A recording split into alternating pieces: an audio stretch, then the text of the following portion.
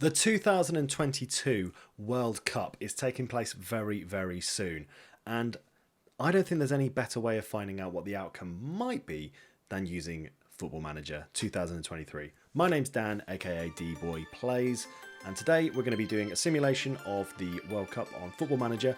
As England fans, we can either get very excited or be very disappointed as usual.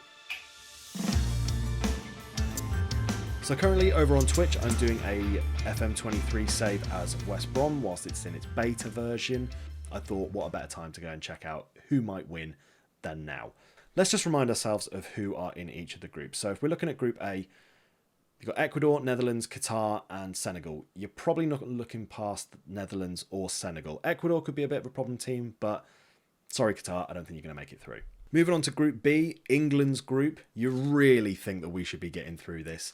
Other team, probably USA or Wales. Iran could be a bit of a problem team though, but I can't see them beating the other two teams. I feel like USA and Wales have got a bit more quality about them. Group C, Argentina's group. Argentina, Mexico, Poland, Saudi Arabia. This is Messi's last chance at winning a World Cup, so you feel like Argentina are going to do everything they can so he can get that trophy. As for the other team, you're probably looking at Poland, although again, Mexico could be a bit of a problem team. On to Group D, Australia, Denmark, France, Tunisia. France have to go through. Their squad is incredible. You've got the likes of Kylian Mbappe, Hugo Lloris, Pogba. I mean, the amount of depth that they have in France in their team is ridiculous. And personally, I'm looking at Denmark. I feel like Denmark are going to make it through with the likes of Kasper Schmeichel. You've got Eriksen, you've got Kajaya. They've got some decent players. So, yeah, I think it's going to be those two. On to Group E, Costa Rica, Germany, Japan, Spain. It's Germany, Spain. Again, no offence to Costa Rica, no offence to Japan. You're just not going through. Group F, we've got Belgium, Canada, Croatia and Morocco. Again, pretty confident on this one. It's going to be Belgium and Croatia. Belgium have got a fantastic squad. Croatia have got a fantastic squad. I feel like Canada have only got two good players, and Morocco, I don't even think I could name one player. On to Group G now, and this is Brazil, Cameroon, Serbia, Switzerland. Again, you're probably putting your money on Brazil to make it through there. Out of the other teams, it's a real toss-up. I can't really pick between any of the three. Maybe Switzerland, maybe Serbia. I feel like Cameroon might be a bit unlucky though this time round. And finally, onto Group H, we've got Ghana, Portugal, South Korea and Uruguay. Portugal, they're a guarantee. Surely they're going through. As for the other team, South Korea, outside Heung-min Son, I don't think they've got great depth. And Uruguay have got some fantastic players. So you're probably looking Portugal, Uruguay. Anyway, what we're going to do now is we're going to sim through the entire group stages. And we'll meet you back on the other side and we'll talk about what happened. For Group A, shock exclusion here. Netherlands not making it through and Senegal and Ecuador being the ones to qualify. Where did Netherlands let it go? They drew with Ecuador. That was an issue. They drew with Qatar. It looks like they drew all three of their games. Yeah, they did. Yeah, dropping points against some of the lower teams. Qatar obviously not making it through, but well done to Senegal and Ecuador. Group B, and here's a surprise, England didn't top our group. USA winning every single game. England lucky enough to come in second. Wales didn't really put up any competition for anyone, finished bottom with 0 points. Over to Group C, Argentina winning it only just though, and Poland and Mexico, like I say, I couldn't pick between those two teams, both of them battling it out for that second place, Poland getting through on goal difference. On to Group D, and either I'm a genius or it was really, really obvious that France were going to go through 9 points, won all three games. Denmark go through on 4 points, lucky to get through. Maybe Australia will be a little bit unlucky for dropping some points. Who did Australia lose to? Denmark and France. Fine. They were going to lose to both of those teams anyway. So, yeah. France and Denmark. Well done them. On to Group E now. Spain topping the group. Again, completely unbeaten. Germany making it through, but only on goal difference. I'm sure Costa Rica will feel a little bit hard done by there because Costa Rica managed to draw with Germany. Oh, that could have been the game that could have changed everything for them. If they'd beaten Germany, they'd be through. Unlucky. Well done though, Spain and Germany. Group F, and once again, I picked the two teams that go through, Belgium and Croatia. Both on 5 points, goal difference being the one that settles that one again. But Canada and Morocco not really being too much competition for both of them. Although they both managed to pick up draws against each of those teams, so what do I know? Last game's played now, and we are on to Group G. Switzerland topping the group, that is a surprise. And Brazil only making it through on goal difference as well. Wow, Cameroon, again, another one of those teams that are going to feel very hard done by. Imagine that, Brazil not making it through there. That would have felt a bit weird. And then finally, Group H. Two teams I predicted, Uruguay and Portugal making it through. Uruguay topping the group, another team to go completely unbeaten, and Portugal obviously being the other team making it through there. Let's get into those second round fixtures, see who is being drawn against who, and yeah, I'll see you at the end of them. So looking at the second round, let's break down each of those fixtures, and again, try and make some predictions. Let's see who goes through. Ultimately, we're doing this to see who wins at the end, but it's fun to have a little guessing game along the way. England versus Senegal. I try not to be biased, but you've got to back the boys. We should be beating Senegal. No disrespect to them. They're a fantastic international team, but we really should be winning that game. Argentina, Denmark. Again, you really can't put it past Argentina. Denmark have got a decent team, but Argentina have got Messi. He's a game changer. USA versus Ecuador. I'm going to back USA on that. Not just because we shared a group with them, but yeah, I can't see Ecuador beating them. France versus Poland. Got to be France. I feel like, look, I'm just picking the teams that are all on the left, but they are the better teams.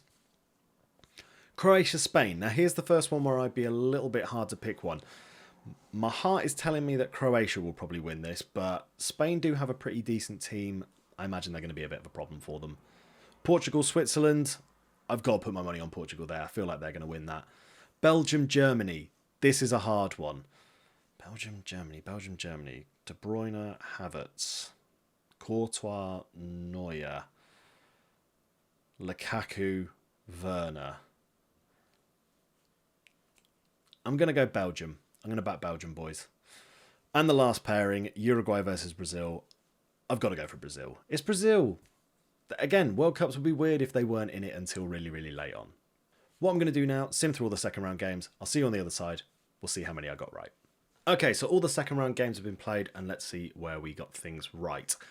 England making it through 5-2 against Senegal. Well done, boys. Argentina beating Denmark. Commiserations to my Danish friends.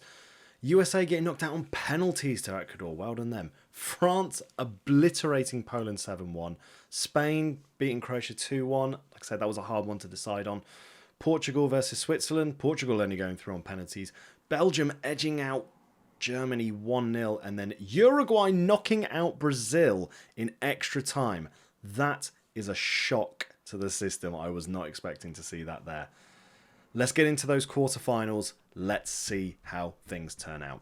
So looking at those quarterfinals, we can see it's England versus Argentina, Portugal versus Spain, Ecuador versus France, and Uruguay versus Belgium. Again, let's make some fun little predictions as we go. England versus Argentina.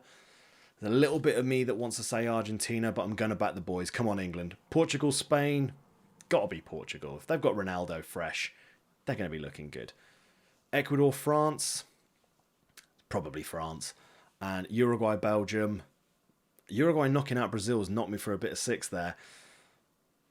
Still back in Belgium. I feel like the Belgian boys are going to do well. We're going to have an all-European semi-finals. Let's find out. Okay, so the quarterfinals have been played, and mostly right. England, unfortunately, getting knocked out in the quarterfinals to Argentina, but let's face it, it's Argentina. They've got Messi. Maybe next time it's coming home, boys.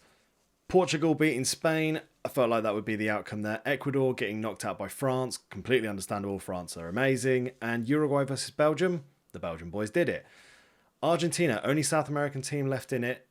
Let's have a look at those semi-finals. So the semi-final pairings, we have Argentina versus Portugal and France versus Belgium. I kind of don't want to make any predictions here now. Argentina versus Portugal. Messi versus Ronaldo, basically. I'm Team Messi. I'm going Argentina. And then we've got France, Belgium. It's France, surely. France have got the depth. They've got the quality. Belgium are a decent team, but I can't see them beating France. Let's simulate these semi-finals. I'll see you on the other side. So, results have just come in. Argentina managed to beat Portugal. Messi beating Ronaldo once again. Sorry, Ronaldo fanboys. And France beating Belgium. It's going the way I'm kind of thinking it was. That means we've got a third place playoff between Portugal and Belgium, and the final, France versus Argentina. We have got Kylian Mbappe versus Messi, the two PSG boys. Which way is it going to go? Let's find out.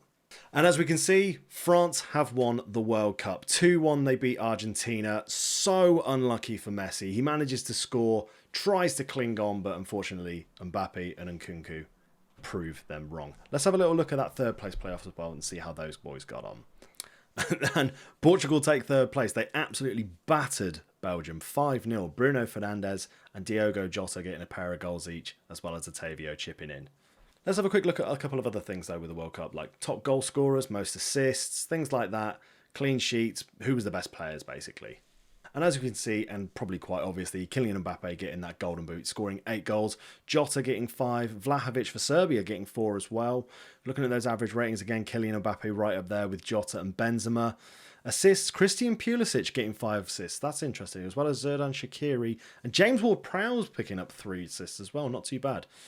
And then if you look at the manager, and then if you look at the player of the match as well, Mbappe and Jota obviously up there, both obviously because of their amazing performances and goal scoring ability, and Lukaku chiming in with 1 as well.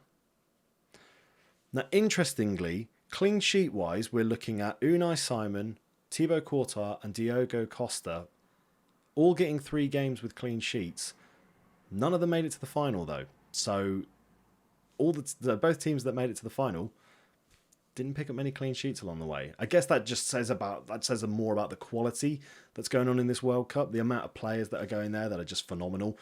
But yeah, none of the finalists picking up the most clean sheets. That is interesting. So there we go. That was my simulation of the 2022 FIFA World Cup in Football Manager 2023. My name's been Dan, also known as D-Boy Plays. If you want to go and check out more of my content, I stream regularly over on Twitch, which is twitch.tv/dboyplays, or you can subscribe to the channel and you can get updates that way as well.